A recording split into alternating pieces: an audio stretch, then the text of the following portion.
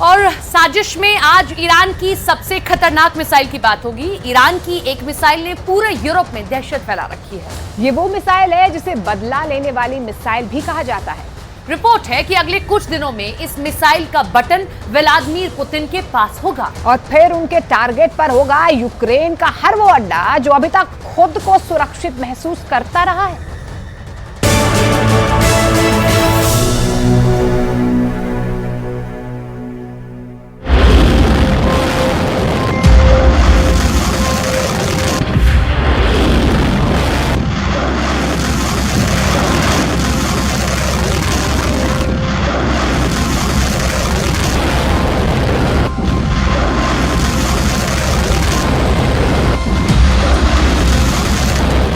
जब ईरान की ये मिसाइल फायर की जाती है तो तस्वीरें ऐसी होती हैं।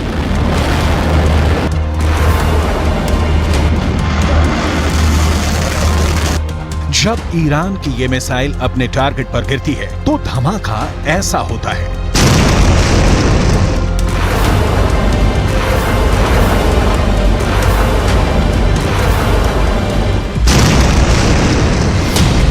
अब यही मिसाइल रूस पहुंचने वाली है और समझ लीजिए कि इस मिसाइल को लेकर बात पक्की हो गई है।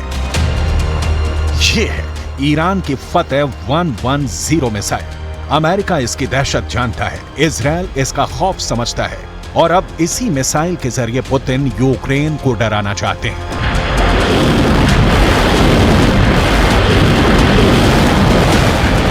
रिपोर्ट यह है कि ईरान की ये मिसाइल रूस पहुंचने वाली है और ऐसा अक्टूबर में ही हो सकता है।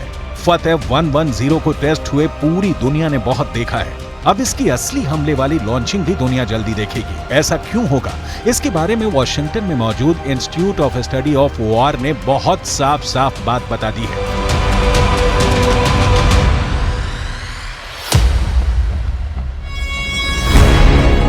अठारह अक्टूबर को ईरान पर संयुक्त राष्ट्र की तरफ से लगी मिसाइल और ड्रोन बेचने की पाबंदी खत्म हो रही है और उसके बाद ईरान अपनी मिसाइल और ड्रोन खुल्लम खुल्ला बेच पाएगा। अब सवाल है कि आखिर ये कैसे तय हुआ कि ये मिसाइल रूस खरीदेगा? तो जवाब है कि 19 सितंबर को रूस के रक्षा मंत्री सर्गेई शोइगु ने ईरान का दौरा किया था। ये दौरा बहुत सीक्रेट रखा गया। हालांकि जो तस्वीर सामने आई उसमें यह साफ हो गया कि सर्गेई शोइगु ईरान की मिसाइल देखने तेहरान आए। ईरान ने उनके सामने अपने एक एक हथियार की डिटेल रखी। इसमें ड्रोन भी थे और बैलिस्टिक मिसाइल भी, ठीक वैसे ही हथियार जो रूस को यूक्रेन में लड़ने के लिए चाहिए। ईरान के एरोस्पेस फोर्स के commander brigadier general Amir Ali Hajizadeh साथ साथ थे और वो बता रहे थे कि रूस को क्या क्या लेना चाहिए, किस हथियार से उनकी जरूरत पूरी हो सकती है। इसमें सबसे खास रही फतेह 110 मिसाइल। सर्गेई शोइगु ने इस मिसाइल को बहुत गौर से देखा। उन्हें बताया गया कि ये कितनी खतरनाक और सटीक मिसाइल है और ऐसे ही हथियार से रूस ज़ेलेंस्की के बड़े बड़े अड्डों को मिट्टी में मिला सकता है। सर्गेई शोइगु इस मिसाइल को देखकर काफी खुश हुए। Нацелены на реализацию всего комплекса запланированных мероприятий, несмотря на противодействие со стороны Соединенных Штатов Америки и Западных союзников.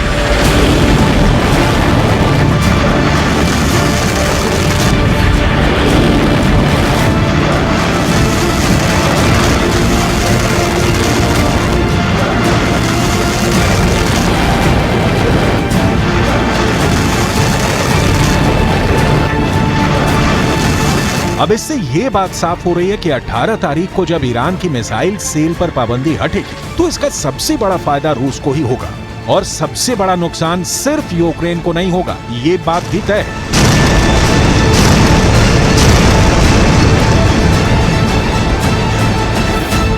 फतेह 110 मिसाइल को लेकर डर इतना ज्यादा क्यों है? क्यों है इतना ज्यादा खौफ? क्यों ईरान और रूस के दुश्मन बहुत ज्यादा घबराए हुए हैं? इसकी बहुत सी बारीक बातें हैं, आपको एक एक करके बताते हैं। इंफॉर्मेशन वॉल के जरिए आपको समझाने की कोशिश करेंगे कि क्यों इतना ज्यादा खौफ इस tactical short range ballistic missile को लेकर है।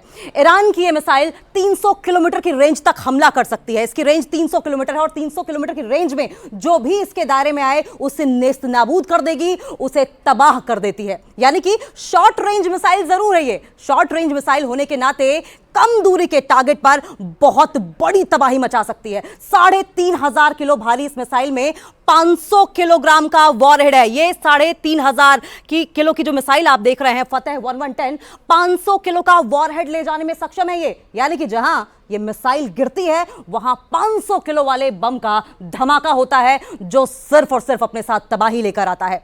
ये अपने टारगेट के 3 मीटर के दायरे में गिरती है और एक बैलिस्टिक मिसाइल का इतना ज्यादा सटीक होना, यकीन मानिए, बहुत बड़ी बात है। ये मिसाइल मिडिल ईस्ट में अमेरिका के खतरे को देखते हुए बनाई गई थी और यही बात है जो पुतिन को बहुत ज्यादा इस फतेह 1110 मिसाइल के बारे में पसंद आ गई है। यह मिसाइल इस वक्त हमास के पास है। हमास वो इस्लामी चरपंथी ऑर्गेनाइजेशन है जो कि इस वक्त पैलेस्टाइन में एक्टिव है और इजरायली सेना को खदेड़ने में सक्षम है।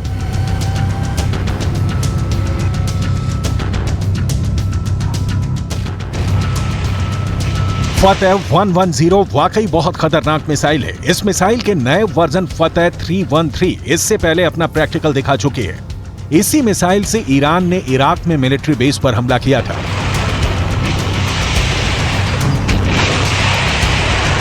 ये वही मिसाइल है जिससे ईरान ने जनरल कासिम सुलेमानी की हत्या का बदला लिया था। फतेह 313 की रेंज फतेह 110 से ज्यादा है।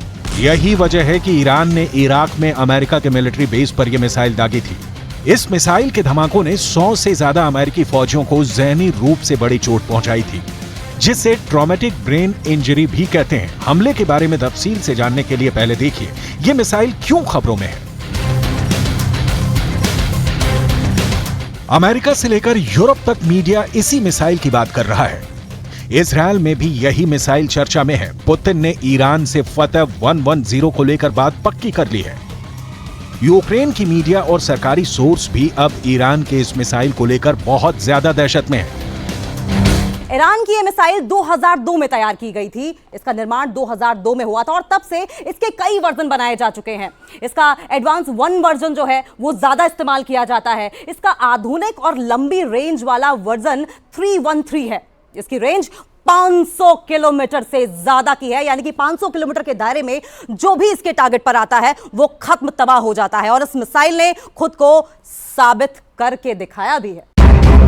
यूक्रेन और इजरायल की इंटेलिजेंस रिपोर्ट दावा कर रही है कि रूस को फतेह 110 के साथ जुल्फिकार बैलिस्टिक मिसाइल भी मिल सकती है। इन दोनों की रेंज 300 किलोमीटर से ज्यादा है। जब से ये बात ईरान के दुश्मनों को पता चली है वो घबराए हुए हैं। जब से ये बात ज़ेलेंस्की को पता चली है वो बहुत दहशत में है। अब उनकी एक ही डिमांड है कि किसी भी तरह यूक्रेन की फौज को ऐसे एयर डिफेंस सिस्टम से लैस किया जाए जो ईरान से मिलने वाली ड्रोन और मिसाइल को काउंटर कर सके।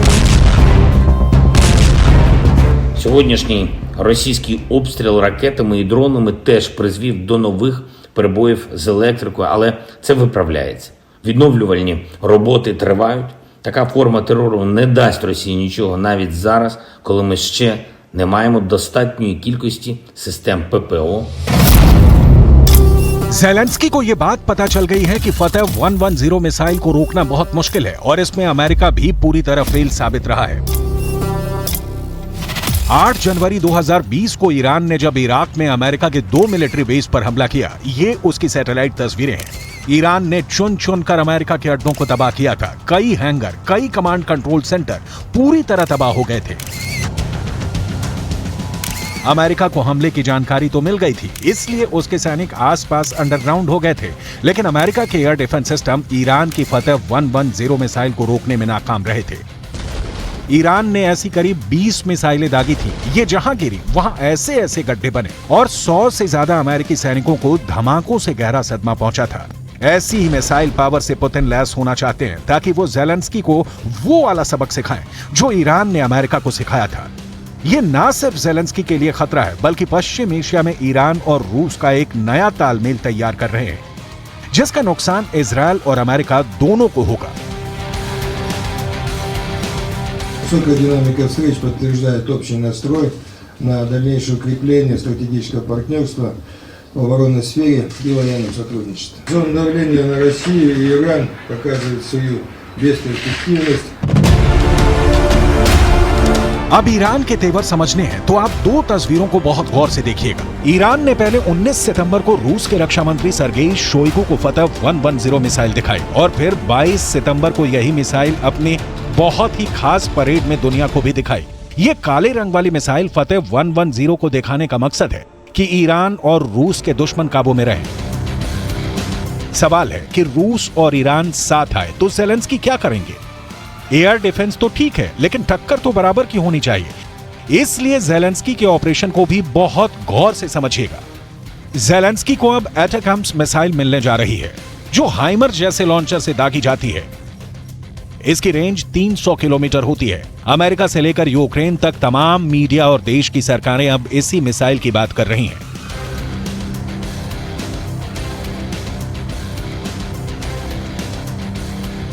एटैकम्स मिसाइल पर अमेरिका ने अभी तक खामोशी बनाए रखी थी, लेकिन अब वो ये मिसाइल यूक्रेन को भेज रहा है। अगर ज़ेलेंस्की को ये मिसाइल मिली तो उनके हमले रूस के अंदर तक होंगे और ये युद्ध का दायरा बढ़ाने वाला बड़ा खतरा हो सकता है। अमेरिका को मालूम है कि ज़ेलेंस्की ईरान से सप्लाई किए गए शाहिद 136 के आगे लाचार हो चुके हैं और अगर उन्हें फतह 110 जैसी मिसाइल मिली तो रूस की फौज कैसे क्यू को रौंदते हुए आगे बढ़ जाएगी।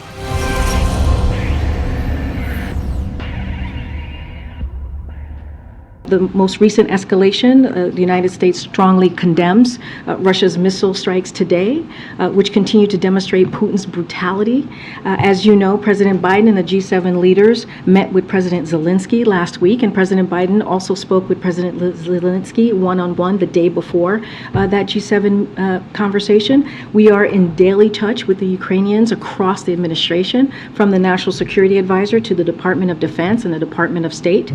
On Friday, we announced an additional $725 million in security package for Ukraine to provide critical needs for it to defend itself, continue to defend itself and bravely. इससे पहले ईरान के शाहिद 136 ने बहुत बड़ी तबाही मचाई है। ये वाकई बहुत खतरनाक ड्रोन है जो अकेले हमला नहीं करता, बल्कि एक साथ कई ड्रोन लॉन्च किए जाते हैं। ये आत्मघाती ड्रोन है। इन्हें ईरान का कामिकाज़े ड्रोन भी कहा जाता है, जो यूक्रेन की पोजीशन पर अटैक कर रहे हैं। देखा जाए तो ईरान अब सीधे तौर पर नहीं तो एक अलग मोर्चे पर अमेरिका को सबक सिखाना चाहता है और इसीलिए उसने अपनी ड्रोन वाली ताकत रूस को दी है। जब ड्रोन से अटैक होता है तो आसमान से तबाही बरसती है। ये इसका ओरिजिनल वीडियो है।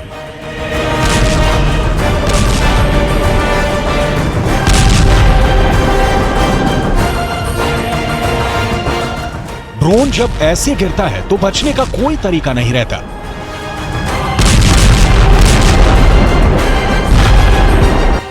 ये स्वार्म अटैक यानी एक साथ मधुमक्खियों की तरह हमला करते हैं।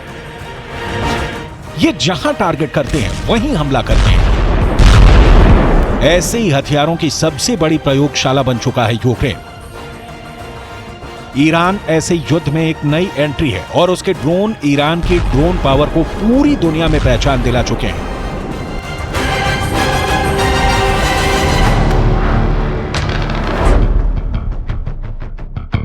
अब बारी फतह 110 मिसाइल की है, जो पुतिन को गजब की पावर देगी। ईरान के हथियार मिलने से पुतिन को जबरदस्त फायदा हुआ है, जबकि ज़ेलेंस्की को अब बड़े नुकसान का खतरा समझ में आ गया है, क्योंकि अब ड्रोन के साथ रूस के पास ईरान की मिसाइल भी आने वाली है। पुतिन और ईरान की दोस्ती अक्टूबर के महीने में अमेरिका और नाटो को बहुत धक्का पहुंचा सकती है। ईरान से निकाली गई आग अब यूक्रेन में नए शोले भड़काने वाली है और पुतिन इसके लिए पूरी तरह तैयार हो चुके हैं।